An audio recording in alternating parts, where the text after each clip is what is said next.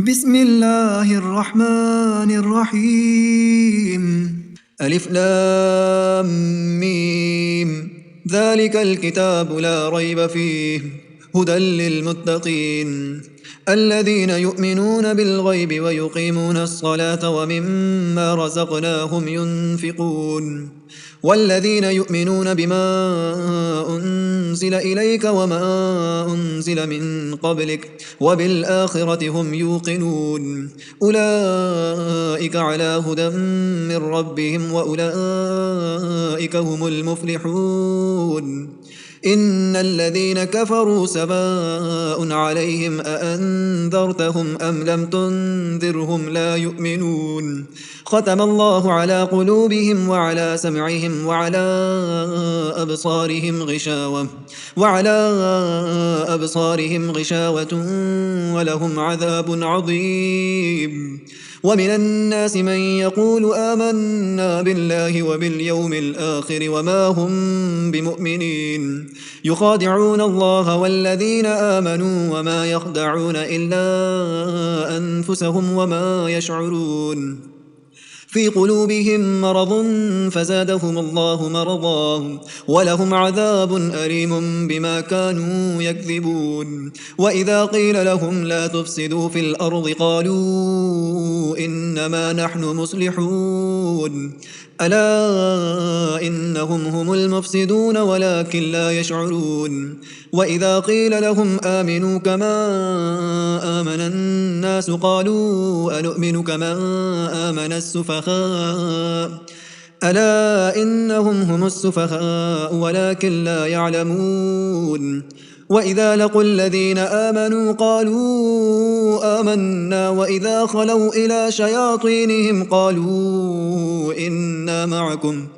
إنما نحن مستهزئون الله يستهزئ بهم ويمدهم في طغيانهم يعمهون أولئك الذين اشتروا الضلالة بالهدى فما ربحت تجارتهم وما كانوا مهتدين مثلهم كمثل الذي استوقد نارا فلما أضاءت ما حوله ذهب الله بنورهم وتركهم في ظلمات لا يبصرون صم بكم عمي فهم لا يرجعون أو كصيب من السماء فيه ظلمات ورعد وبرق يجعلون أصابعهم في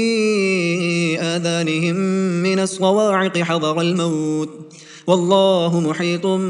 بالكافرين يكاد البرق يخطف أبصارهم كلما أضاء لهم مشوا فيه وإذا أظلم عليهم قاموا ولو شاء الله لذهب بسمعهم وأبصارهم إن الله على كل شيء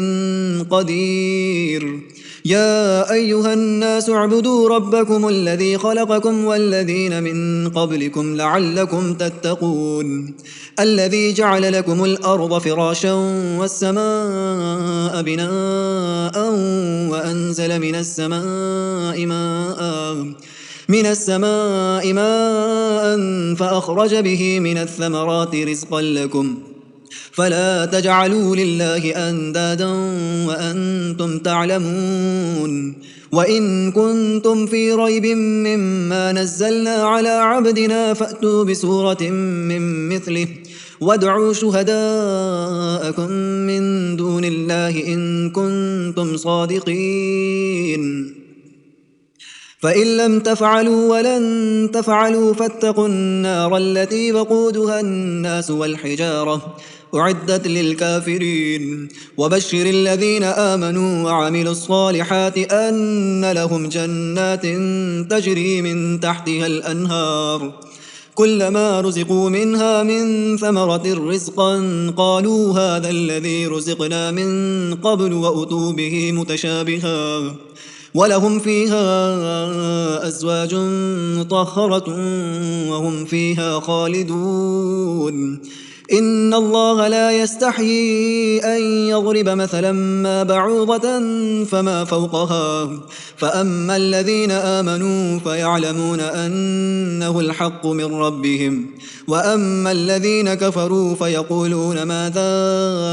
أراد الله بهذا مثلا يضل به كثيرا ويهدي به كثيرا وما يضل به إلا الفاسقين الذين ينقضون عهد الله من بعد ميثاقه ويقطعون ما أمر الله به أن يوصل ويفسدون في الأرض أولئك هم الخاسرون كيف تكفرون بالله وكنتم أمواتا فأحياكم ثم يميتكم ثم يحييكم ثم إليه ترجعون هو الذي خلق لكم ما في الأرض جميعا ثم استوى إلى السماء فسواهن 7 سماوات وهو بكل شيء عليم وإذ قال ربك للملائكة إني جاعل في الأرض خليفة قالوا أتجعل فيها من يفسد فيها ويسفك الدماء ونحن نسبح بحمدك ونقدس لك قال إني أعلم ما لا تعلمون وعلم آدم الأسماء كلها ثم عرضهم على الملائكة فقال أنبئوني بأسماء هؤلاء إن كنتم صادقين قالوا سبحانك لا علم لنا إلا ما علمتنا إنك أنت العليم الحكيم قال يا آدم أنبئهم بأسمائهم فلما أنبأهم بأسمائهم قال ألم أقل لكم إني أعلم غيب السماوات والأرض وأعلم ما تبدون وما كنتم تكتمون وإذ قلنا للملائكة اسجدوا لآدم فسجدوا إلا إبليس أبى واستكبر وكان من الكافرين وقلنا يا آدم اسكن أنت وزوجك الجنة وكلا منها رغدا حيث شئتما ولا تقربا هذه الشجرة فتكونا من الظالمين فأزلهما الشيطان عنها فأخرجهما مما كانا فيه وقلنا اهبطوا بعضكم لبعض عدو ولكم في الأرض مستقر ومتاع إلى حين فتلقى آدم من ربه كلمات فتاب عليه إنه هو التواب الرحيم قلنا اهبطوا منها جميعا فإما يأتينكم مني هدى فمن تبع هداي فلا خوف عليهم ولا هم يحزنون والذين كفروا وكذبوا بآياتنا أولئك أصحاب النار هم فيها خالدون يا بني إسرائيل اذكروا نعمتي التي أنعمت عليكم وأوفوا بعهدي أوف بعهدكم وإياي فارهبون وآمنوا بما أنزلت مصدقا لما معكم ولا تكونوا أول كافر به ولا تشتروا بآياتي ثمنا قليلا وإياي فاتقون ولا تلبسوا الحق بالباطل وتكتموا الحق وأنتم تعلمون وأقيموا الصلاة وآتوا الزكاة واركعوا مع الراكعين أتأمرون الناس بالبر وتنسون أنفسكم وأنتم تتلون الكتاب أفلا تعقلون واستعينوا بالصبر والصلاة وإنها لكبيرة إلا على الخاشعين الذين يظنون أنهم ملاقو ربهم وأنهم إليه راجعون يا بني إسرائيل اذكروا نعمتي التي أنعمت عليكم وأني فضلتكم على العالمين واتقوا يوما لا تجزي نفس عن نفس شيئا ولا يقبل منها شفاعة ولا يؤخذ منها عدل ولا هم ينصرون. وإذ نجيناكم من آل فرعون يسومونكم سوء العذاب يذبحون أبناءكم ويستحيون نساءكم وفي ذلكم بلاء من ربكم عظيم. وإذ فرقنا بكم البحر فأنجيناكم وأغرقنا آل فرعون وأنتم تنظرون. وإذ واعدنا موسى 40 ليلة ثم اتخذتم العجل من بعده وأنتم ظالمون ثم عفونا عنكم من بعد ذلك لعلكم تشكرون. وإذ آتينا موسى الكتاب والفرقان لعلكم تهتدون. وإذ قال موسى لقومه يا قوم إنكم ظلمتم أنفسكم باتخاذكم العجل فتوبوا إلى بارئكم فاقتلوا أنفسكم ذلكم خير لكم عند بارئكم فتاب عليكم إنه هو التواب الرحيم. وإذ قلتم يا موسى لن نؤمن لك حتى نرى الله جهرة فأخذتكم الصاعقة وأنتم تنظرون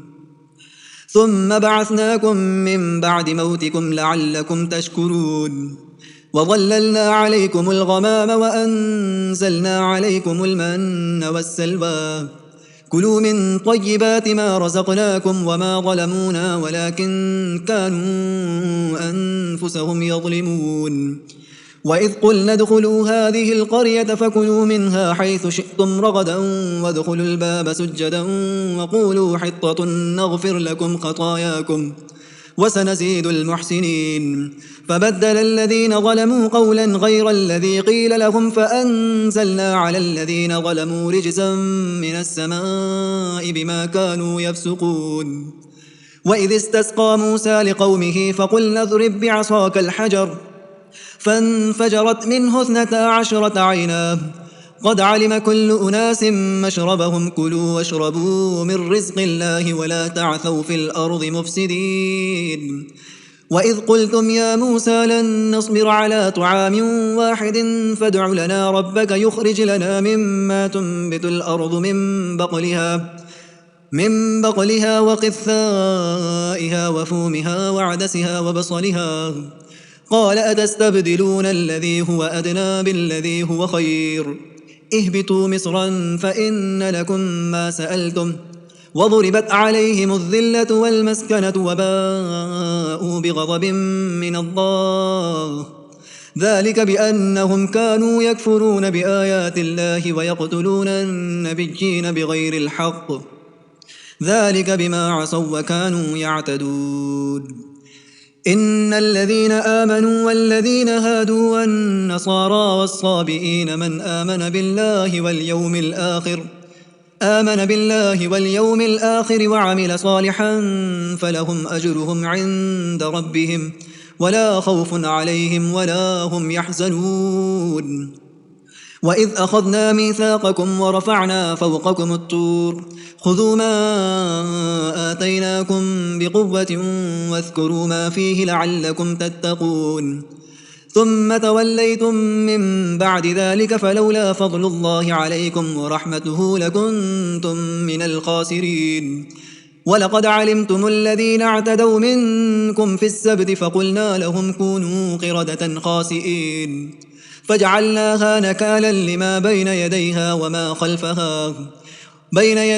وما خلفها وموعظة للمتقين. وإذ قال موسى لقومه إن الله يأمركم أن تذبحوا بقرة قالوا أتتخذنا هزوا قال أعوذ بالله أن أكون من الجاهلين قالوا ادع لنا ربك يبين لنا ما هي قال إنه يقول إنها بقرة لا فارض ولا بكر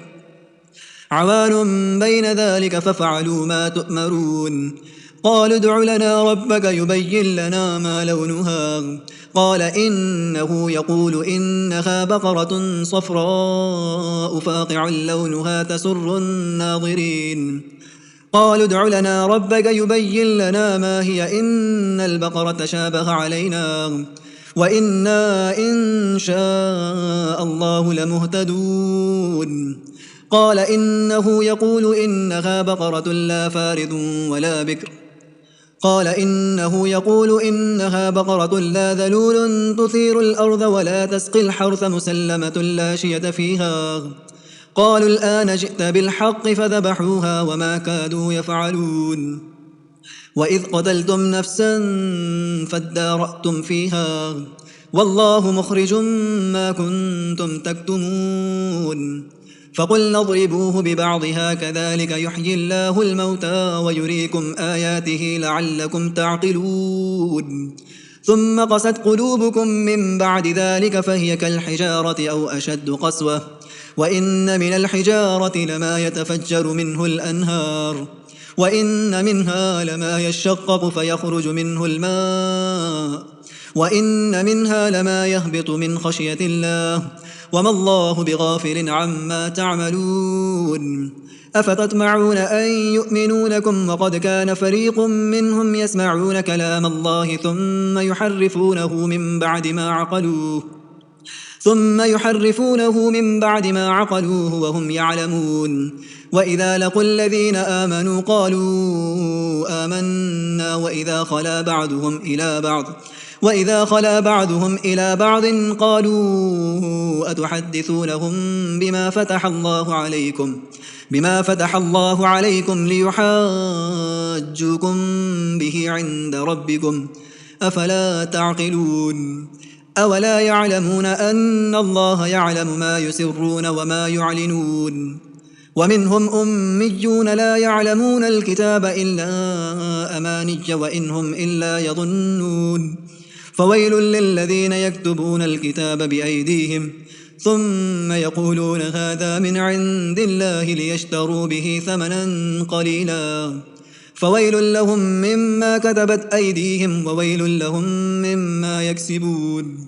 وقالوا لن تمسنا النار إلا أياما معدودة قل أتخذتم عند الله عهدا فلن يخلف الله عهده أم تقولون على الله ما لا تعلمون بلى من كسب سيئة وأحاطت به خطيئته فأولئك أصحاب النار هم فيها خالدون والذين آمنوا وعملوا الصالحات أولئك أصحاب الجنة هم فيها خالدون وإذ أخذنا ميثاق بني إسرائيل لا تعبدون إلا الله وبالوالدين إحسانا وذي القربى واليتامى والمساكين وقولوا للناس حسنا وأقيموا الصلاة وآتوا الزكاة ثم توليتم إلا قليلا منكم وأنتم معرضون وإذ أخذنا ميثاقكم لا تسفكون دماءكم ولا تخرجون أنفسكم من دياركم ثم أقررتم وأنتم تشهدون ثم أنتم هؤلاء تقتلون أنفسكم وتخرجون فريقا منكم من ديارهم تظاهرون عليهم بالإثم والعدوان وإن يأتوكم أسارى تفادوهم وهو محرم عليكم إخراجهم أفتؤمنون ببعض الكتاب وتكفرون ببعض فما جزاء من يفعل ذلك منكم إلا خزي في الحياة الدنيا ويوم القيامة يردون إلى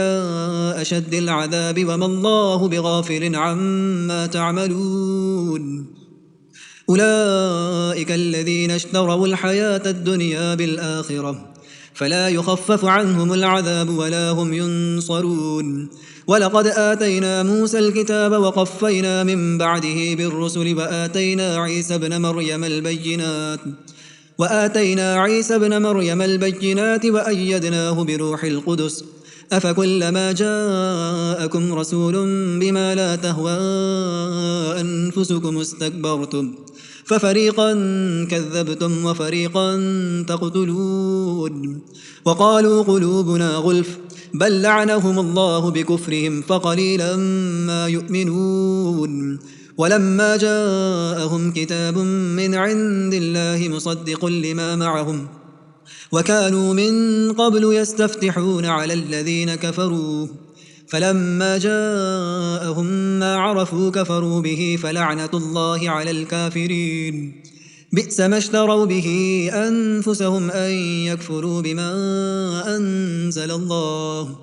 بما أنزل الله بغيا أن ينزل الله من فضله على من يشاء من عباده فباءوا بغضب على غضب وللكافرين عذاب مهين وإذا قيل لهم آمنوا بما أنزل الله قالوا نؤمن بما أنزل علينا ويكفرون بما وراءه وهو الحق مصدقا لما معهم قل فلم تقتلون أنبياء الله من قبل إن كنتم مؤمنين ولقد جاءكم موسى بالبينات ثم اتخذتم العجل من بعده وأنتم ظالمون وإذ أخذنا ميثاقكم ورفعنا فوقكم الطور خذوا ما آتيناكم بقوة واسمعوا قالوا سمعنا وعصينا وأشربوا في قلوبهم العجل بكفرهم قل بئس ما يأمركم به إيمانكم إن كنتم مؤمنين قل إن كانت لكم الدار الآخرة عند الله خالصة من دون الناس فتمنوا الموت إن كنتم صادقين ولن يتمنوه أبدا بما قدمت أيديهم والله عليم بالظالمين ولتجدنهم أحرص الناس على حياة ومن الذين أشركوا يود أحدهم لو يعمر 1000 سنة وما هو بمزحزحه من العذاب أن يعمر والله بصير بما يعملون قل من كان عدوا لجبريل فإنه نزله على قلبك بإذن الله مصدقا لما بين يديه وهدى وبشرى للمؤمنين من كان عدوا لله وملائكته ورسله وجبريل وميكال فإن الله عدو للكافرين ولقد أنزلنا إليك آيات بينات وما يكفر بها إلا الفاسقون أو كلما عاهدوا عهدا نبذه فريق منهم بل أكثرهم لا يؤمنون ولما جاءهم رسول من عند الله مصدق لما معهم نبذ فريق من الذين أوتوا كتاب الله وراء ظهورهم كأنهم لا يعلمون واتبعوا ما تتلو الشياطين على ملك سليمان وما كفر سليمان ولكن الشياطين كفروا يعلمون الناس السحر وما أنزل على الملكين ببابل هاروت وماروت وما يعلمان من أحد حتى يقولا إنما نحن فتنة فلا تكفر فيتعلمون منهما ما يفرقون به بين المرء وزوجه وما هم بضارين به من أحد إلا بإذن الله ويتعلمون ما يضرهم ولا ينفعهم ولقد علموا لمن اشتراه ما له في الآخرة من خلاق ولبئس ما شروا به أنفسهم لو كانوا يعلمون ولو أنهم آمنوا واتقوا لمثوبة من عند الله خير لو كانوا يعلمون يا أيها الذين آمنوا لا تقولوا راعنا وقولوا انظرنا واسمعوا وللكافرين عذاب أليم ما يود الذين كفروا من أهل الكتاب ولا المشركين أن ينزل عليكم من خير من ربكم والله يختص برحمته من يشاء والله ذو الفضل العظيم ما ننسخ من آية أو ننسها نأت بخير منها أو مثلها ألم تعلم أن الله على كل شيء قدير ألم تعلم أن الله له ملك السماوات والأرض ألم تعلم أن الله له ملك السماوات والأرض وما لكم من دون الله من ولي ولا نصير أم تريدون أن تسألوا رسولكم كما سئل موسى من قبل ومن يتبدل الكفر بالإيمان فقد ضل سواء السبيل ود كثير من أهل الكتاب لو يردونكم من بعد إيمانكم كفارا حسدا من عند أنفسهم من بعد ما تبين لهم الحق فاعفوا واصفحوا حتى يأتي الله بأمره إن الله على كل شيء قدير وأقيموا الصلاة وآتوا الزكاة وما تقدموا لأنفسكم من خير تجدوه عند الله إن الله بما تعملون بصير وقالوا لن يدخل الجنة إلا من كان هودا أو نصارى تلك أمانيهم قل هاتوا برهانكم إن كنتم صادقين بلى من أسلم وجهه لله وهو محسن فله أجره عند ربه ولا خوف عليهم ولا هم يحزنون وقالت اليهود ليست النصارى على شيء وقالت النصارى ليست اليهود على شيء وهم يتلون الكتاب كذلك قال الذين لا يعلمون مثل قولهم فالله يحكم بينهم يوم القيامة فيما كانوا فيه يختلفون ومن أظلم ممن منع مساجد الله أن يذكر فيها اسمه وسعى في خرابها أولئك ما كان لهم أن يدخلوها إلا خائفين لهم في الدنيا خزي ولهم في الآخرة عذاب عظيم ولله المشرق والمغرب فأينما تولوا فثم وجه الله إن الله واسع عليم وقالوا اتخذ الله ولدا سبحانه بل له ما في السماوات والأرض كل له قانتون بديع السماوات والأرض وإذا قضى أمرا فإنما يقول له كن فيكون وقال الذين لا يعلمون لولا يكلمنا الله أو تأتينا آية كذلك قال الذين من قبلهم مثل قولهم تشابهت قلوبهم قد بينا الآيات لقوم يوقنون إنا أرسلناك بالحق بشيرا ونذيرا ولا تسأل عن أصحاب الجحيم ولن ترضى عنك اليهود ولا النصارى حتى تتبع ملتهم قل إن هدى الله هو الهدى ولئن اتبعت أهواءهم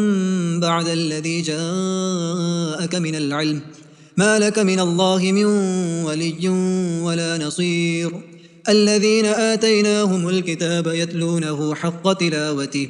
أولئك يؤمنون به ومن يكفر به فأولئك هم الخاسرون يا بني إسرائيل اذكروا نعمتي التي أنعمت عليكم وأني فضلتكم على العالمين واتقوا يوما لا تجزي نفس عن نفس شيئا ولا يقبل منها عدل ولا تنفعها شفاعة ولا هم ينصرون وإذ ابتلى إبراهيم ربه بكلمات فأتمهن قال إني جاعلك للناس إماما قال ومن ذريتي قال لا ينال عهد الظالمين وإذ جعلنا البيت مثابة للناس وأمنا واتخذوا من مقام إبراهيم مصلى وعهدنا إلى إبراهيم وإسماعيل أن طهرا بيتي للطائفين والعاكفين والركع السجود وإذ قال إبراهيم رب اجعل هذا بلدا آمنا هذا بلدا آمنا وارزق أهله من الثمرات من آمن منهم بالله واليوم الآخر قال ومن كفر فأمتعه قليلا ثم أضطره إلى عذاب النار وبئس المصير وإذ يرفع إبراهيم القواعد من البيت وإسماعيل ربنا تقبل منا إنك أنت السميع العليم ربنا واجعلنا مسلمين لك ومن ذريتنا أمة مسلمة لك وأرنا مناسكنا وتب علينا إنك أنت التواب الرحيم ربنا وابعث فيهم رسولا منهم يتلو عليهم آياتك ويعلمهم الكتاب والحكمة ويزكيهم إنك أنت العزيز الحكيم ومن يرغب عن ملة إبراهيم إلا من سفه نفسه ولقد اصطفيناه في الدنيا وإنه في الآخرة لمن الصالحين إذ قال له ربه أسلم قال أسلمت لرب العالمين ووصى بها إبراهيم بنيه ويعقوب يا بني إن الله اصطفى لكم الدين فلا تموتن إلا وأنتم مسلمون أم كنتم شهداء إذ حضر يعقوب الموت إذ قال لبنيه ما تعبدون من بعدي قالوا نعبد إلهك وإله آبائك إبراهيم وإسماعيل وإسحاق إلها واحدا ونحن له مسلمون تلك أمة قد خلت لها ما كسبت ولكم ما كسبتم ولا تسألون عما كانوا يعملون وقالوا كونوا هودا أو نصارى تهتدوا قل بل ملة إبراهيم حنيفا وما كان من المشركين قولوا آمنا بالله وما أنزل إلينا وما أنزل إلى إبراهيم وإسماعيل وإسحاق ويعقوب والأسباط وما أوتي موسى وعيسى وما أوتي النبيون من ربهم لا نفرق بين أحد منهم ونحن له مسلمون فإن آمنوا بمثل ما آمنتم به فقد اهتدوا وإن تولوا فإنما هم في شقاق فسيكفيكهم الله وهو السميع العليم صبغة الله ومن أحسن من الله صبغة ونحن له عابدون قل أتحاجوننا في الله وهو ربنا وربكم ولنا أعمالنا ولكم أعمالكم ونحن له مخلصون أم تقولون إن إبراهيم وإسماعيل وإسحاق ويعقوب والأسباط كانوا هودا أو نصارى قل أأنتم أعلم أم الله ومن أظلم ممن كتم شهادة عنده من الله وما الله بغافل عما تعملون تلك أمة قد خلت لها ما كسبت ولكم ما كسبتم ولا تسألون عما